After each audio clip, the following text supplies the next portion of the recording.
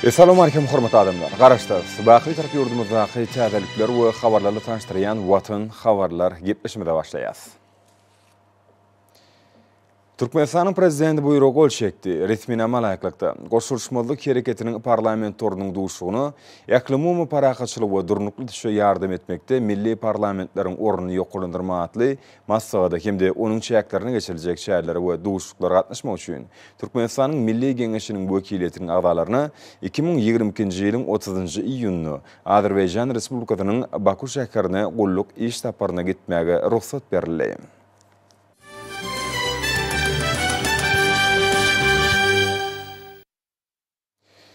Ýurdumyzyň Daşary işler ministrligine geçirilen Hazarýaky döwletleriniň Daşary işler ministrleriniň geňeşine 29-njy iýuny Aşgabatda boljak 6-njy Hazar sammitine taýýarlyk görmek hemde onuň gün tertibine girdilen meseleleri, hususan gol çekilmäge taýýarlanan resminamalar ulalaşmak aral maslahatlaşylan esasy meselelerin hatyryna boldy.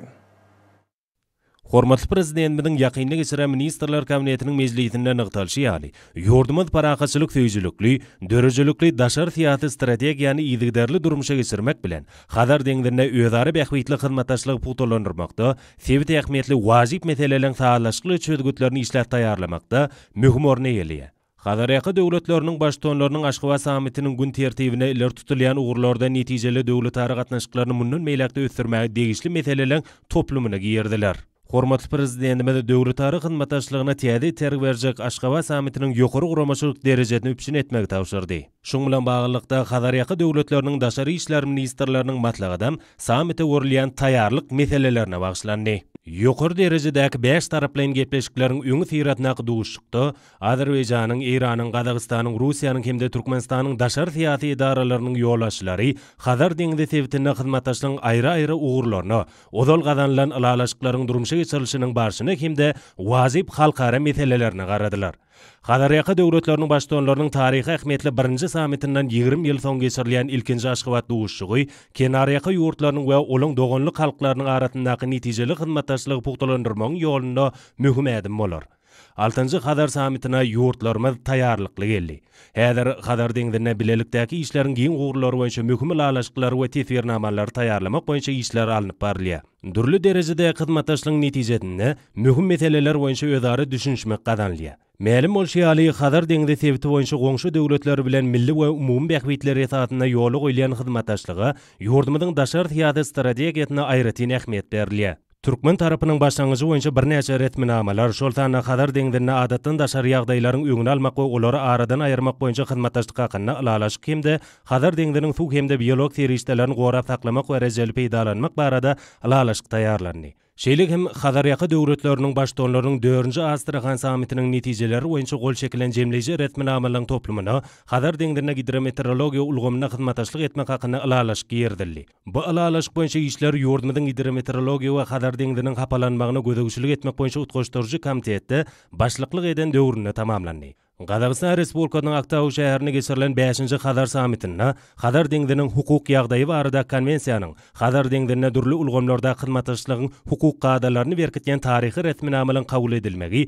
Hazarýaky döwletleriniň arasyna gatnaşyklara täze terg berdi. Ýurdumyz hemişe Hazar deňderindäki özara bähwitli hyzmatdaşlyga, kenaryaky döwletleriniň parakaçylygy, ulalaşygy hemde ähliler tutulýan ugurlarda netijeli hyzmatdaşlygy maksat edilýänliklerini görkezýän jewitleşdiriji şert hökmüne garaýar. Dünyada we sebitde ýagdaýlaryň ütkap durýanlygyna garamazdan Hazar deňderinde hyzmatdaşlygyň iler tutulýan ugurlary ütküsizdir. Sebitimizde udak möhletleyin parakaçylygyň we durnuklylygyň, toplumlaryň howpdyldygyň üpçün edilmek 5 taraplaryň görnüşde alyp barylan hyzmatdaşlygyň esasy wezipeleriniň biri bolupdy. Hemde şeýle bolmagyna da galýar.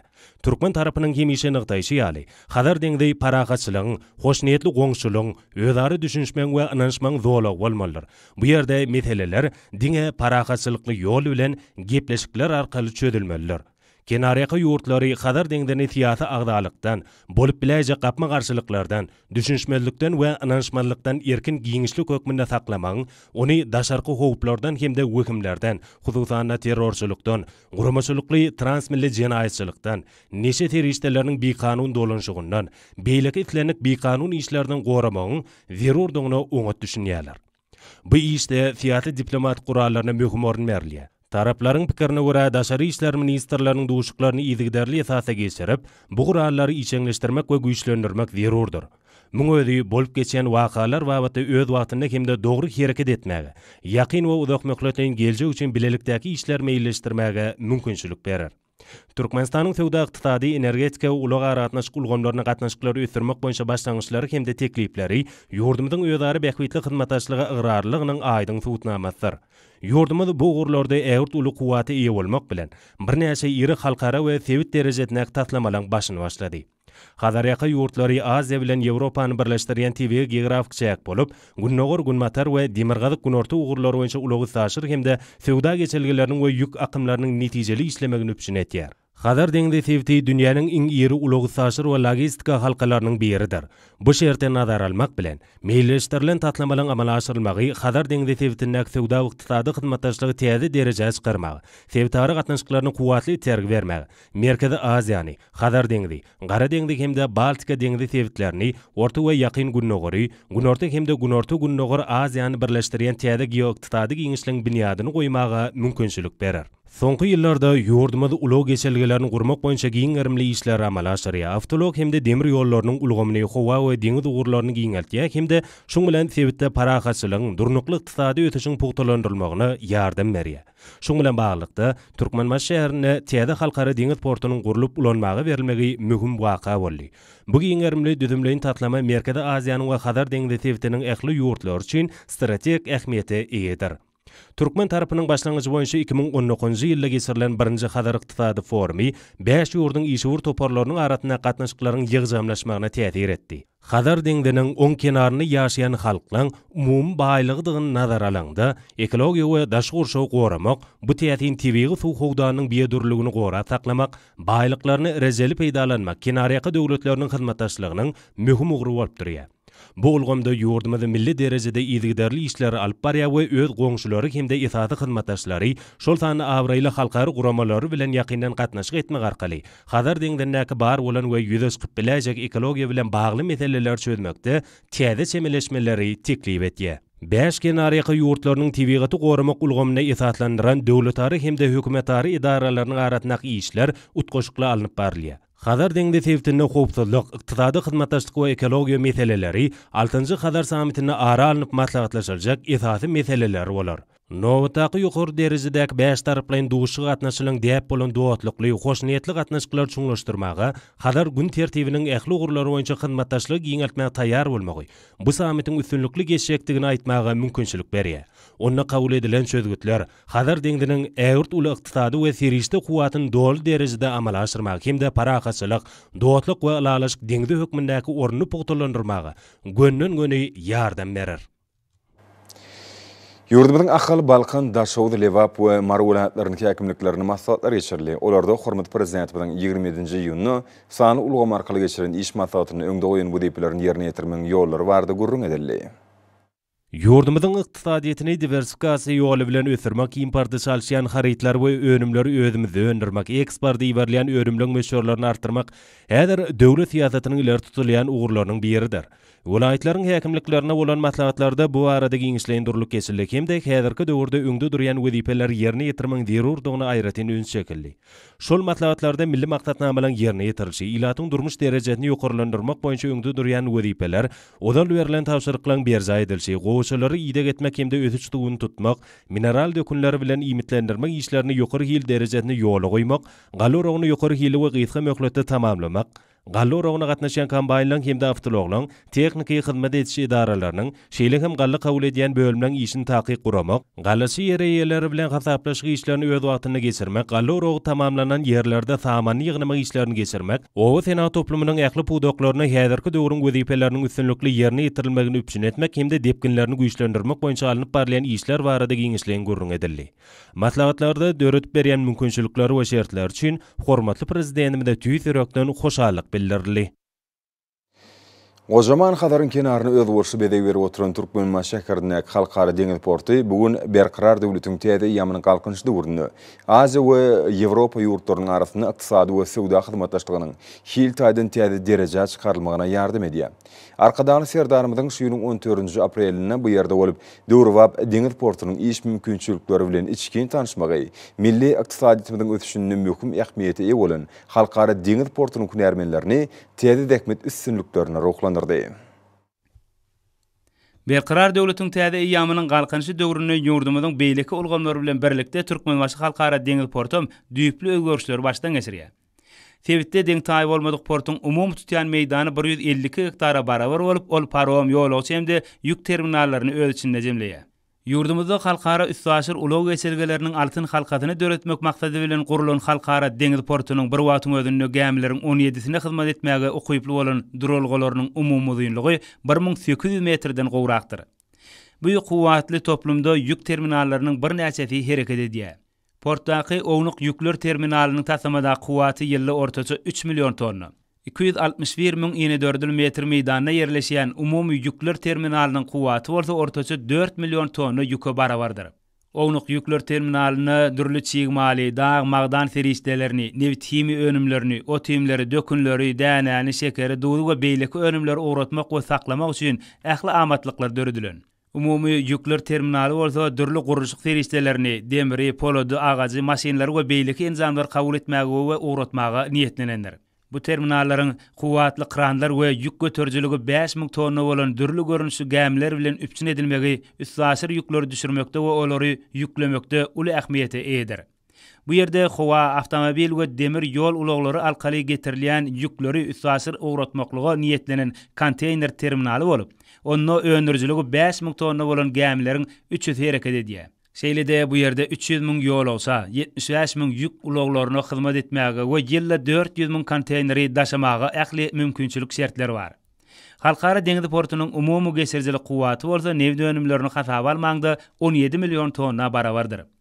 Bu ýerde gämileriň hereketine ýük ýüklemek hemde düşürmek işlerine gödөгçiligiň hemra ara gatnaşygy, şeýlede awtomatlaşdyrylan ulgamlaryň kömegi arkaly amala asyrlandygy bellenmäge münasipdir. Bu ýerde balkanatly gämi gurulşyk we awatlaş zawodynyň gurulmagy milli ykdysadyýetimiziň bu pudoň öňüne täze geljegin göz başyna görülir. Ýylda polodyň 12.000 tonnasyny Senagat taýdan gaýtadan işlemäge mümkinçiligi bolan bu zawod gämileň 400-sini gurmagy, 20 gämide bolsa awatlaş işlerini geçirmäge niýetlenendir. Halkara deňiz portunyň hünärmenleri şu günler dürli Senagat ýüklerini Eýran, Azerbaýjan, Russiýa, Türkiýe we Gazakystan ýaly döwletleri daşamakda we üstaşyr ýükler öz wagtynda sarp edijilere uğratmakda nusgalyk işleri alyp barýarlar. Türkmenbaşy halkara deňiz portunyň hünärmenleri Türkmen topragynyň tebigy waýlyklaryny, geografik taýdan amatly kunjekde ýerleşmeginiň mümkinçiliklerini ähli bähbitlere gönükdirmekde döwletli tutumlary üstünlikli durmuşa geçirýän arkadagly serdarymyza alkyşlar aýdýarlar. Ulu üstünşir geçirgeleri boyunca Türkmenistan'ın eğleyen ornu ikiyeler gününe möhüm ähmiýete ýa bu mümkinçiliklerin giýigden peýdalanmagy eksport edilen Türkmen önümlerinin gysga wagtda amatly şertlerde bellilen ýerine ýetirilmegini üçin edýär. Şu ýylyň başyndan bäri ýurdumyň çäklerine gurulan Döwrwap ýyldysxanalardan alynan pomidor hasylynyň daşar döwletleri eksport edilen möçüri 72.000 tonnadan gowrak bolup, ol geçen ýylyň deýişli döwrüne garanyňda 50 göterme gola ýokarlandy. Bu döwürde hususy önme öndürjiler tarapyndan öndürilen süýjü kökü önümleriniň, kelemiň, mäşiň we soğunyň uly möçüri daşarky bazara iberildi. Bulardan başga miwu we gök bakça ekilleriniň üpçünçiligi içerki bazarlardan artýan. Ter alma, armut, şetdali, käşir, balgar wurş, guradilen miwler we beýleki azyk önümler eksport edildi. Bereketli Türkmen topragyna geçişdirilen ekologik taýdan arasynda ow önümlerine daşarky bazarda has köp isleg bildirilýär. Şoňa görä-de ýurdumyzdan eksport edilen ow-hojalyk alyk ölümleriniň görnüşleri hemde möçürleri iýdigderli ýokaranýar. Ýurdumyzda milli önüm öndürjiler üçin döredilen amatly şertlerden netijeli peýdalanýan husus telekeçler ykdysadyýetimiziň Senagat pudogyna hem dürli görnüşli haritlaryň ölümçiligini giňden ýola goýar. Şonuň netijesinde ýurdumyzdan azyk däl haritlaryň eksportunyň ösüşi hem iýdigderli artýar. Şu ýylyň başyndan bäri hususy önüm öndürjiler tarapyndan öndürilen ayakkablaryň eksporty geçen ýyla görä 3 esse ýokarlandy. Eksporty ýokarlanan haritlaryň sanawyna ýuwjy terişleri, mebel, şeýle hem gaýtadan işlenen deri önümlerini görkezmek bolar. Yurdumyzyň içerki ölümçiligiňi ýokarlandyrmak we eksport edilen ölümleriň möçürlerini artdyrmak barada kabul edilen maksatnamalardan uguralyp, Türkmenistanyň döwlet gümrük gullugyna gümrük kanunçylygyny kämilleşdirmek, eksport amallaryny ýönekeýleşdirmek boýunça ýerli işler amala aşyrylýar.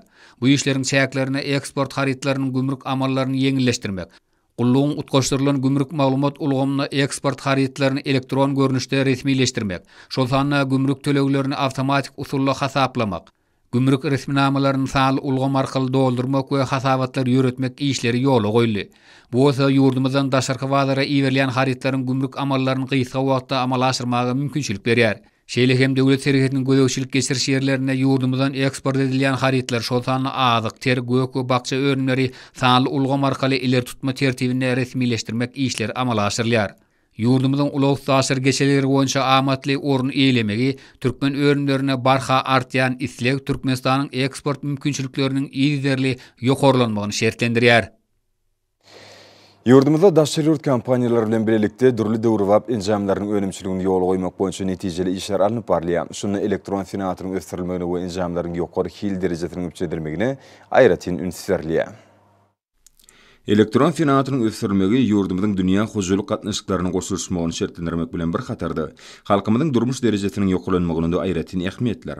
Ýurdumyzda elektron finansyň ösdirmek hemde ul islegilerliýän daşary ýurtlaryň önümçiligi bilen münasip bätişme okyply haritlar önermek boýunça Fenagat we Guruluşyk Önümçiligi ministrliginiň bilelikdäki aýdyn gejeler hoşuluk jemgyýetine de uly işler amala aşyrýar. Ýurdumyzda elektron finansyň ösdirmek hemde ul islegilerliýän daşary ýurtlaryň önümçiligi bilen münasip bätişme okyply haritlary önermek boýunça aýdyn gejeler hoşuluk jemgyýeti öwga münasip işler ütirýär. Onuň täze döwrwap innowasion tehnologiýaly telewizorlary, el telefonlary, sowajlary, saglyk ulgamyny değişli we beýleki önümleri ul islegden peýdalanýar. Elektron finansyň ilkinji nusgasy bilelikdäki aýdyn gejeler hoşuluk jemgyýetiniň bu urdak tejribesi daşary ýurtlaryň değişli kärhanlaryna da uly gyzyklanma döredýär. Hyzmatdaşlaryň türkmen önümlerine bolan ütlegi onuň ýokary hilini döwrwapdygyny tasdiklaýar. Ýurdumyzda önerilen durly görnüşli ýokary hil önümler watanymyzyň innovasiýalar hemde ilmi-teknik ötüşiň ýoly bilen öňe tarap okkunly barýanynyň aýdyn suwutdamasyr. Köp orly işde ýurdumyzyň telekeçilerine ähmiýetli ornuň değişikliginden bellemek gerek. Olar esasan yerli çygymaly peýdalanmagy, döwrwap öňde barjy tehnologiýalary öwrenmegi we işçiň ornaşdyrmagy uğur edinýärler. Döwletimiz hususlaşdyrmagy dowam etmek bilen hususy ulgamy uly gollaw berýär. Aýdyn gejeler hoşuluk jemgyýetiniň bu urdak tejribesi aýdyn misallar. Halkymyzyň günnelik durmuşda sarp edýän serýisleriniň we enjamlaryň üçinçiligine möhüm ähmiýet bermegi döwrwap talapdyr. Şolaryň görnüşlerini artdyrmak we hilini ýetgiderli gowlandyrmak boýunça işlere ul ünsizlerliýär. Halkın arkadaly zamanasy ýylyna ýokary netijeler gazanmak paýtagtymyzdaky Derya Plastik hoşuluk jemgyýeti üçin esasy wezipe urly. Telekeçiligi durly ugurlar boýunça ösdirmeklige ýardam berýän köp taraply gollawlar, belent maksatlar gazanmagy önemli badalygadar. Derya Plastik hoşuluk jemgyýetine ýylyň başyndan bäri ýetgiderli ösüş gazanýar. Munyň özi işleriň döwrwap derejede gurulmagy bilen berk baglar. Turgular üçin çygymal hökmünde Günorta Koreýada ilimyň iň soňky gazananlary esasynda öňdirilýän polipropileniň ulanmagy haridyň ýokary hilini üçinedýär. Milli önüm bolan turgular bildirilýän halkara talaplarynyň ählisine laýyk gelýär. Bu ýagdaý daşary ýurt sarpejlerini Derya Plastikde öňdirilen türkmen turgularyna bolan isleg artdyrýar. Ol önümüň ýokary hilini tasdiklaýar. Derya Plastikň akturgularynyň guruluşyklarda öý hoşulugyny tutuş ulgam boýunça ulanmagyna da berk we kepiliň uzak ýyllary ýetýänligini bellemek möhümdir. Birikdirji serýişçiler turgular Derya Plastik haritçynasy bolanyny kärhana tarapyndan berilýän kepiliň talaba laýykdygyny tasdiklaýar. Bu ýagdaý milli önümlerimiziň ýokary görkezdir. Santechnik önümleriň öňdirilişi şu ýylyň geçen döwründe has artdy. Suw ýylyjlaryň öňdirilen sanam epesi köpelli. Derya Plastik hoşuluk jemgyýetiniň dünýä bazarlaryna önemli orun eýlemegi milli ykdysadyýetimiziň köp orly esaslarda ösdirilýändigini tasdiklaýar. Häzirki wagtda Derya Plastikň önümleri Russiýanyň, Özbegistanyň, Gazagystanyň, Azerbaýjanyň, Kyrgyzstanyň, Gruziýanyň, Ermenistanyň, Belarusyň bazarlaryna ul islegeýe bolýar. Iqtisadiyatyň köp taraply ösürilmegi ýokary netijeler kazanmak uğruna kesgitlenen esasy wezipeleriň biridir. Bu wezipeleriň oňun çözülmegini Aşgabat şäherindäki Deryap Wasy Goşuluk Jemgyýeti uly goşunt goşýar. Ýurdumyzda öndürilen önümler hiýiliniň ýokarlygy, ekologiýa taýdan arasçylygy, bakasynyň arzanlygy bilen tapawutlanýar. Önüm öndürjilerimiz bilen hyzmatdaşlyk boýunça toplumlaryň alınıp barlayan işler Türkmenistanyň durly ugurlardaky eksport mümkinçiliginiň ýokary depine eýe bolýanyny görkezýär. Bu iki erhananyň işi häzirki zaman şertlerine diňe bir ýurdumyzda däl, Sewitde nusgalykdyr. Gazanlayan ýokary netijeler esasyny önümçilik dolandyrmak, şol bir wagtda onuň gerimini giňeltmekliň diversifikasiýa berk baglygyny oňa düşünýän Deryaplasyon hünärmenleri ähli ugurlarda döredilýän mümkinçilikleri giňden peýdalanýarlar. Dünýäniň öňde barjy enjamlaryny ustatlyk bilen erkedýän işgärler daşary ýurtlardan getirilýän harytlaryň orun tutýan önümleri öndürmekde ýokary netijeler gazanýarlar. Kemişi gözlegdi, ösen isleýler kanagatlanyrýan önümleri öndürmekde ýetgiderli kämilleşmek Deryaplasy Goşuluk Jemgyýetiniň üstünligini üçin edýär. Milli önümleriň dünýä bazaryna ornup utulanyrýar. Goşuluk Jemgyýetini önümçiligiň häzirki zaman şertlerine alınıp barylmagy telekeçilik ulgamyny öz bolşly milli ýörülgäniň kemale getirilýändigini ynamly tasdiklaýar. Daşary ýurtlarda isleýildirilýän türkmen önümleriniň hataryny mebel önümlerini görkezmek bolar. Şu ýylyň başyndan bäri ýurdumyzda öndürilen mebel önümleriniň eksporty ýokarlandy. Şunu önüm öndürjilerimiziň, telekeçilerimiziň netijeli işlerem bellälik kıldyr. 2010-njy ýylyň 29-njy iýulyny Gahrman arkadagymyzyň gatnaşmagyna işe girdilen aýöli haryt nyşanly Döwrewap mebel kärhanasy önümçiligiň depkinini ýyl saýyn ýokarlandyryp, halkymyzy ekologiýa taýdan arasda we ýokary hili mebel önümleri bilen üpçün edýär. Ýurdumyzyň mebel önümçiligini öňde barjy orna elýän aýbölik mebel kärhanasy üstünlikler gazanmak üçin önümçilige döwrüň ösen tehnologiýalaryny, täzeçil iş usullaryny we oňyň halkara tejribesini ýygyderli ornaşdyrýar. Kärhana Ýewropada öndürilen Döwrewap kämil tehnologiýalary bilen enzamlaşdyrylandyr. Oň bölümlerini ýokary ýylly agaç we demir materiallardan halkara ünümlerine laýyk gelýän önümler köp möçberde öndürilýär. Toplumyň çägine hemde ýanaşyk ýerlerine saýaly we miweli agaçlaryň 7,5 miňden gowrak düýbüniň oturdulyp olara degişli derejede ýydyk edilýänligi belläriliklidir. Aýbölik mebel kärhanasy ösen dünýä tejribesini öwrenmek we öz öndürýän önümleriniň hil derejesini ýygyderli ýokarlandyrmak maksady bilen daşary ýurtlaryň mebel kärhanalarynyň onlarçasy bilen hyzmatdaşlygy ötürýär. Halkyň arkadagly zamanasy ýylyny aýbölik mebel kärhanasy nowatdaky halkara üstünligini gazandy. Ýakynda bu kärhananyň önümleri Ýewropaň hil barlyklary boýunça jemgyýet tarapyndan Quality Choice Prize 2022 ýagny ýokary hilli önüm bayragyna munasip boldy. Aýbölik mebel kärhanasy geçen ýylym şeýle bayragy munasip bolupdy. Bütün dünýäde ýokary hilli mebel önümleri bilen tapawutlanýan kompaniýalaryň bayragy şu ýylyň 3-nji iýulyny Ispaniýanyň Barcelona şäherine gowşurlar. Aýbölik mebel kärhanasynda ýurdumyzyň ministerlikleriniň hemde pudoklaýyn dolanýar edaralarynyň buýurmalary esasynda ýaşaýyş saýlarynyň öý goşlary, mekteplerdir çağalar waglar üçin partalar, oturguçlar, şkaflar, saglyk goraýyş, bilim, harby we hukuk goraýjy düzümler üçin zerur mebelleri öndürilýär. Şeýle-de kärhanada ýaşaýyş saýlary, edara binalary, iş otaglary, mihmanhanalar, naharhanalar, sport defgalary, harby bölümler, lukmançylyk edaralary üçin niýetlenen beýleki mebel önümleriniň, kapylan we demir derwezeleriň köp durly görnüşleri öndürilýär. Olar bahalarynyň elýeterliligi, ekologiýa taýdan arasdalygy, berkligi, çydamlylygy bilen tapawutlanyp hil bahatda daşary ýurt harytlaryndan birjigem kem galmaýar. Halkyň arkadagly zamanasy ýylyny aýbölik mebel kärhanasy zähmet deňişlerini dowam etdirip hasam uly üstünlikler gazanýarlar. Hormatly prezidentimiziň taýdanlaryny netijesinde gurulýan defgalarda hususanam Ahal welaýatynyň täze Döwrewap idara ediş merkezindäki durmuş maksatly defgalarda aýbölik haryt nyşanly mebel önümleri giňden peýdalanylýar. Kärhana bu ýerde çağalar waglarynyň dördüsini gerekli mebel önümleri bilen dogrulygyny üpçün eder. Mundan başga-da ýaşaýyş saýlarynyň köpüsini bu kärhananyň taýarlanan aşgana mebelleri hemde gapylary oturdular. Kärhana täze okuw ýylyna taýarlanan çäklerini bilim ministrligi bilen aqsam hyzmatdaşlyk edýär. Şu ýyl kärhana ýurdumyzyň orta mektepleri üçin niýetlenen partalaryň 10 miňsini hemde oturguçlaryň 20 miňsini buýurma esasynda taýarlaýar. Şeýle-de Türkmenistanyň döwlet ferhet gollagy üçin niýetlenen ýatakhanalyň köp sany taýarlanýar. Bu önümler önlürlerine ýokary hili agaç we ýürüýte materialyny taýarlanan demir peýdalanylýar. Aýbölik mebel kärhanasynda şuňlar häzirki zaman innovasiýon tehnika usuly ulanmak bilen halkara dürli dizayn görnüşli ýokary hilli agaç we ýürüýte demir materialyny taýarlanan häzirki zaman mebel önümleriniň önümçiligi alınıp barylýar.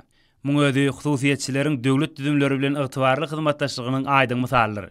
Hormatly prezidentimiziň başçylygyny amala asyrlayan özgörtmelerden ilham alýan Aýbölek mebel kärhanasy öz önümlerini döwrewap dünýä ünlülerine laýyklykda kämilleşdirmegi, halkymyz üçin el yeterli bahalardan ýokary hilli önümleri öndürmegi, täze iş orunlaryny döretmegi maksadyny ýar. Döwrewap kädirklama şertlerini önüme öndürmekde Türkmen ýaşlary tarapyndan dolandyrylýan kärhanalaryň işleri ýurdumyzda mümkinçiliklerini köpdigini tasdiklaýan. Bu orada nusgalyk işler alyp barýan paýtagtymyzdaky Akbulut Hojalyk Jemgyýetiniň önümleri ören islegli haritlara urilýar. Ol önümleriň daşary ýurtlara uradylmagy bellälikli ýagdaýdyr.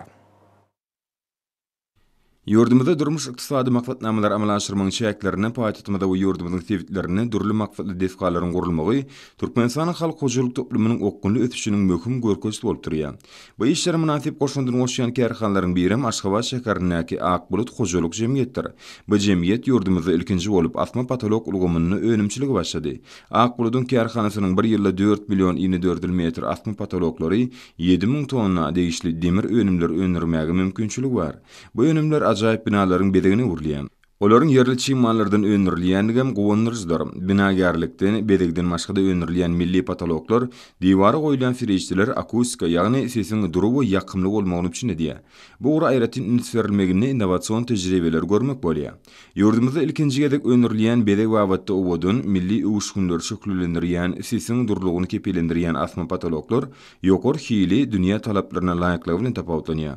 Bu ýerde alümin metal patologlaryň öndürilýändigem bellälikdir. Bu önümler daşary ýurtlardan getirilýän haritlaryň orny tutýar. Şu maksat bolsa türkmen ýaşlary tarapyndan dolandyrylýan kärhana üçin esasy ýörelgi bolup durýar. Işleriň ähli ulgamlaryna sağlaşyň üçin edilmegi bahalaryň ören amatly bolmagyny şertlendirýär. Bu jemgyýetiň önümleri ýurdumyzda guruluşyklarda hususan Ahali welaýatynyň täze döwrewap idara etýän merkeziniň guruluşyny ulanýar. Akbulutyň täze önümleri teýmillik, arassyzlyk, ekologiýa wagtda öňde barjylaryň hataryna durýar. Önümleri sany ulgam boýunça satyn alyp borýar. Istek uradylanyny ölçüň boýunça zerur önümleriň gerek muktary ýürüýti internet goşunmasyny peýda bolýar. Bu ýagdaý häzirki döwürde ýörgünli urdur. Ol wagtyň tyşytlaýar, guruluşykda işiň tiýir we ýokary hili ýerine ýetirilmegi üçin edýär. Ýurdumyzda meýilleşdirilýän akylly öýleriň guruluşyny ulanmagy niýetlenen innowasion patologlaryň ölümçiligine ul üns berilmegi döwrüň talabydyr. Täze döwrewap ýokary hili ekologiyatadan arasy önümler bilen eçerki bazar öpüşün etmekde netijeli işler amala aşyrýan Akbulut Hojalyk Jemgyýeti önümlerini daşary ýurtlara da uradýar. Türkmen önümlerini kädirki wagtda eksport edilýän uglary Azerbaýjan we Kyrgyzstandyr. Kaşan ýaşy jaýlarynyň ak mermerle dolanyrşy binalarynyň kärhanalaryň innowasion tatdymlary watanymyzyň geljekki urny guruluş we gözellik taýdan ötüşini täzeçe seretmäge ter berýär. Akbulutyň zekinli ýaşlarynyň önüm öndürjüleriniň özbolşy pikirleri, yerli çiýmanlardan öndürilýän önümleri, adaty şekilleri, dörüjülük eserlerini öwürmäge mümkinçilik berýär. Ahali welaýatynyň kaka tarawyna ýerleşen meýwe açyk görnüşli paýdarlar jemgyýetim ýurdumyzyň owa hojalyk buwdagyny iş alyp barýan iň iri hususy dizimleriň biridir. Paýdarlar jemgyýeti şu ýyl dagy tegindäki bereketli toprakda ekilen meýweli baglardan ilkinji hasyl ýygnamaga erişdi. Paýdarlar jemgyýetiniň ekin ýerlerinde şugunlar garaly, şetdali ýaly meýweleriň hasyl ýygnalýar. Alma, armut, hurma, badam ýaly meýweli baglardan ýokary hasyla garasylýar. Baglara ýydyk edilen we ýetişdirilen hasyl ýygnalaryny hormatly prezidentimiziň tagalasy bilen ýurdumyzyň hususiýetçi daýhanlaryna yeňillikli şertlerde satyn alyp berilen döwrewap owa hojalyk tehnikalary we kombaynlar peýdalanylýar. Paýdarlar jemgyýetiniň ekin meýdanlarynyň köp bölegine badam agaçlary ekildi. Açyk görnüşli paýdarlar jemgyýetinde ulanylýan innowasion usullar hormatly prezidentimiziň owa hojalygyny durnukly ösdürmek hemde az howpsuzlygyny potalandyrmak maksady bilen suw tygyşytlaýjy tehnologiýalary, öňde barjy tejribäni we burda almaň iň soňky gadanlaryny ornaşdyrmak arkaly suwdan peýdalanmagyň netijeleriniň ýokarylandyrmak babatda öňde goýan wezipeleriniň üstünlükli durmuşa geçirilýändiginiň anyk misalydyr. Şunu suw serişdelerini dolanyrmagy oýlanşykly çemeleşmek, ekin meýdanlaryny suwarlanyny, ekinleriň dürli görnüşleri üçin suwun sarp edilişini hemde yerli toprak howa şertlerini göz öňünde tutmak esasy şertlerdir. Meýwe açyk görnüşli paýdarlar jemgyýetiniň meýweli baglaryny agrotehnikan kadalaryny laýyklykda ýydyk edilýär. Baglary guruplandyrmak we ziýankeşlere garşy görüşmek işleri almy esasda alınıp barylýar. Bu bolsa baglardan bol hasyl ýygnamaga mümkinçilik berýär. Her bir işe almy taýdan çemeleşmek meýwe açyk görnüşli paýdarlar jemgyýetiniň esasy ýörelgeleriniň biridir. Miwe açyk görnüşli paýdarlar jemgyýetiniň çägindäki soğan, käsir, yer alma ekilen meýdanlarym göw öwgütüp beýýämden hatylyň bereketli boljakdygyny buýşlaýar. Ötüş suwlarym damzalayyn usullar arkaly berilýär. Bu ýerde 1 hektar yer almadan 40, käsirden 50, soğandan bolsa 60 sentler ýokary hilli hatyly ýygnamak meýilleşdirilýär. Bu ýerde ýygnalan hatylyň hiliniň ýokary boljakdygyny hünärmenler belleýärler. Miwe açyk görnüşli paýdarlar jemgyýetiniň işi halkymyzy tagam hemde saglyk üçin peýdalygy, ekologiýa taýdan araslygy bilen tapawutlanýan, dürli görnüşli ýokary hilli miwe önümleri bilen üpçün etmek hemde ýurdumyzda öndürilýän ady haritlarynyň daşar ýurtlary iýerilýän meşerlerini artdyrmak boýunça wezipeleri çözmäge ýardam eder. Owa hojalygyny ilmiň gazanan öňdewarjy tejribesini peýdalanýan miwe açyk görnüşli paýdarlar jemgyýetiniň alyp barýan işleri hormatly prezidentimiziň parasatly başçylygyny amala asyrlaýan şuňur oýlanşykly döwlet siýasatynyň mühim wezipeleriniň bir wada bir näçetini öz içine alýar. Miwe açyk görnüşli paýdarlar jemgyýetiniň işiniň mysalyny arkadagy serdarymyzyň gollawundan göňleri galkynýan türkmen telekeçileriniň köp ugurly mümkinçilikleri we gazanýan üstünlikleri aýdym görnýär. Kahraman arkadamızın milli medeniyetimizin ve sınıfatımızı ösürmek, onu dünya yemek bardağı tarihi başlangıçları esasında yurdumuzun sevdiklerine her yıl medeniyet, sınıfat, dörücülük işgallerinin atlaşmaklarına medeniyet heptiliğini geçirmek inni asalı dəbi uğurli. Halkın arkadalı zamanısı yılına medeniyet heptiliği yurdumuzun marı velayetine yokur ruh velayetlikte üstünlüklü geçirilip, ol hakiki sınıfat bayramçılığına uğurli. Medeni forumun marı velayetine üstünlüklü geçirilmek münasibetli. Mar şekerindeki Türkmenin ağoy binasını velayetin medeniyet ve sınıfat işgallerinin cemiyetçilik vekillerinin atlaşmaklarına hoşalık maslahatı geçirildi. Maslahatta çıkışadan medeniyet ve sınıfat işgalleri berkarar devletin täze ýamynyň galkynç döwrüne milli medeniyetimizi we sınıfatymyzy ösürmek barada taýsy taýlalary diýen hormatly prezidentimize alkyş sözlerini aýdyp arkadaly serdarymyzyň janynyň sag ömrüniň uzak ýyl halk döwlet bekfitli işleriniň hemişe rowançlyklary beslenmegini arzuw etdiler. Yurdumyzyň welaýatlarynyň şeýle paýtatymyz Aşgabat şäheriniň medeniyet sınıfat saatlarynyň ibarat dörüjülük toparlarynyň ýadyjy şahylaryň, artistleriň, suratkeşleriň atlaşmaklaryny bir hepdeniň dowamyna geçirilen bu medeni forum birek bilen tejribe alşmaklygy, medeniyet sınıfat işgalleriniň dörüjülük usatlygyny ösürmekligi, ýaş dekinler ýüze çykarmaga, owa medeniyet öýlerini hemde öý muzeýlarynyň işini kämilleşdirmekligi giň ýardam berdi diýip hoşalyk maslahatyny çykşydenler bellediler. Hormatly prezidentimiziň karary esasında medeniyet hepdeligi 2023-nji ýylda Aziýanyň merjeni hataplanýan gözel paýtatymyz Aşgabat şäherine geçiriler. Bu hoş habar hoşalyk maslahatyna atlaşan medeniyet we sınıfat işgallerini buýsanç duýgusyny öretdi. Hoşalyk maslahatynyň dowamy Mar welaýatynyň medeniyet sınıfat ustalarynyň ýöri taýýarlan bayramçylyk konserti bilen ulaşdy. Konsertde ustalyk bilen ýerine ýetirilen halk we estrada aýdymlaryna joşgulu tansardy. Baky asuda erkany watanymyz döwletimize berkarar döwletiň täze ýamynyň galkynç döwrüni ýakly uğurlarda gazanýan münasip ötüşler hormatly prezidentimiň ýurdumyzy gülledi ösürip watanymyzy ötüşleriň täze biletliklerini çykarmakdaky ýyl halk döwlet bekfitli bilen tutumly işleri giňden wasp edildi. Şuň Akal welaýatynyň Akbuğday trawynyň şäherindäki Türkmeniň Ağoý binasynyň öňündäki meýdançyda halkara dörüjülük dawrasy geçirildi. Oň ýurdumyzyň we daşary ýurtlaryň sınıfat ustalary gatnaşdylar. Yurdumyzyň durmuşyny möhüm ähmiýetli wakalaryň aýdym sağla çykyşlaryna utgaşdyrylmagy ata watanymyzda giň erimli medeni çäherleriň ähmiýetini hasan belende götürýär. Şol bir wagtda konsertiň dowamyndaky çykyşlar türkmenistanlaryň jewitligini hemde dörüjülükli zähmetiniň we ilhamynyň hakyky bayramyna uğurly. Häzirki döwürde yurdumyzyň ähli uglar boýunça gadanýan ötüşlerini wasp edýän aýdymçylaryň, sadanalaryň we tanşçylaryň çykyşlaryna konsertde gatnaşjylar ul ruh welentlik bilen tomaşa etdiler. Bajaýyp aýdymsa dawarasy arkadaly serdarymyzyň ýetgiderli durmuşy geçirýän, dünýä bileşiginiň ikrarnamasyny hemde gollawyna eýe bolan açyklyk we giň halkara hyzmatdaşlygy siýasatynyň insanperwer uğrunyň ähmiýetini beýan edýär. Dünýäniň durly ýurtlary bilen medeniyet ulgamyna hyzmatdaşlyk, dostluk we ynanşma gatnaşyklarynyň ösürmegini, türkmen halkynyň baý taryhy medeni mirasyny, özgörşü däpdi suwlaryny wagt etmäge ýardam edýär. Bayramçylyk konsertine ýurdumyzyň meşhur sınıfat ustalary bilen birlikde daşary ýurtlardan görnükli aýdymçylar, aýdym toporlary şol sandy.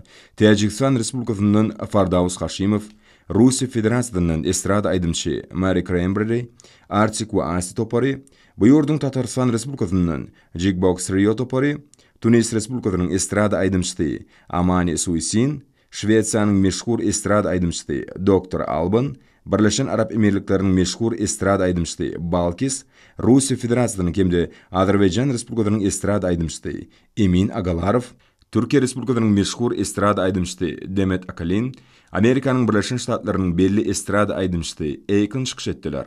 Meşhur aydımçılar öz yurtlaryny wekilçilik edip, aydym sahallar bilen çykyş etme arkaly, halklaryň arasyndaky dostlugyny gatnaşyklarynyň putulandyrylmagyny, medeniýetiň we sanatyň insanperwer ýörgüleriň uly ähmiýetiniň bardygyny urkadiler.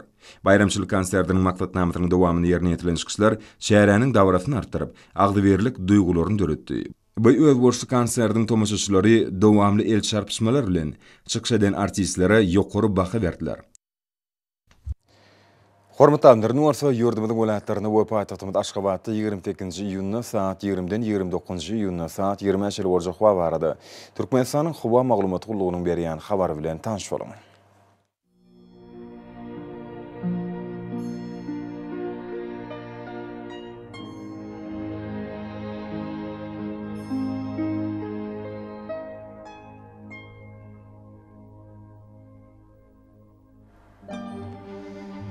Balkan welaýatyna azkem bulut hawa bolup, Demirag kulmatardan tilde sekundy 9-14 metr käýerlerini 19 metrece ýetýän şymal üfer. Hawa gijetine 20-25 gradus maýl, gündüzüne 33-38 gradus ysy.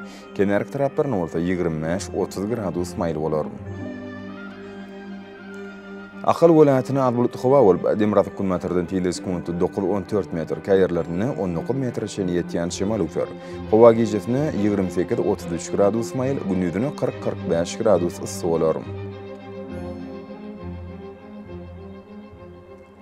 Imar welaýatyna açyk hawa bolup, Demirag kulmatardan tilde sekundy 9-14 metr käýerlerini 16 metrece ýetýän şymal üfer. Hawa gijetine 26-31 gradus maýl, gündüzüne bolsa 41-46 gradus ysy bolar.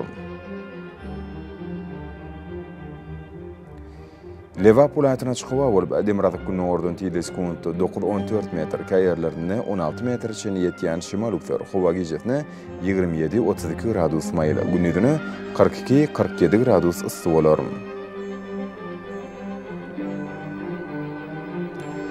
Daşowd welaýatyna azkem bulut hawa bolup, Demirag kulmatardan tilde sekundy 9-14 metr käýerlerini 17 metrece ýetýän şymal üfer. Hawa gijetine 25-30 gradus maýl, gündüzüne 36-41 gradus ysy bolar.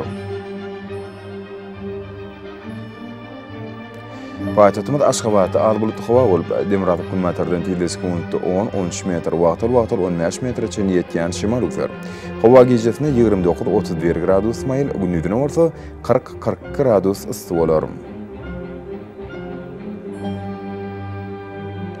Ýurdumyz boýunça iýun aýynyň 29-nda magnet hadisasynyň gowşak täsirde saklanmagyny arşalaýan.